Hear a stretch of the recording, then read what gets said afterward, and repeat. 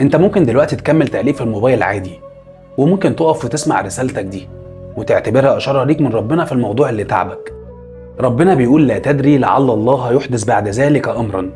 عارف معنى لا تدري يعني ايه؟ يعني انت مش دريان بحاجة وقاعد مع نفسك ومش عارف بالخير والفرج والعوض اللي ربنا هيعوضك بيه، بس انت لازم تصدق ان ربنا يقدر يغير حالك في لحظة. طب ليه ربنا بيقول ذلك؟ يعني كأنه بيشاور على حاجة بعيدة وانت حزنك قريب. انت عايز الفرح دلوقتي، انت قاعد ودمعتك على خدك ومستني العوض. ربنا قال ذلك لانه من كتر العوض اللي محضرهولك هتنسى اصلا انت كنت زعلان ليه ومتضايق من ايه. كل اللي انت فيه هيبقى ماضي، وكأنك ما عشتش ولا يوم حزن. حياتك كلها فرح ومبسوط وبس. ما توجعتش، ما عيطتش، ما حسيتش بحزن ولا اي حاجة. هتبص له وكأنك بتبص على حاجة من بعيد وتقول ياه، هو معقول يا رب انا كنت متضايق في يوم من الايام؟ معقول كنت بقول اني هموت ومش هقدر اعدي الحزن اللي انا فيه ده وعديته؟ معقولة يا رب اللي انا فيه ده؟ فما تزعلش عشان انت ما تعرفش ربنا مخبي لك ايه.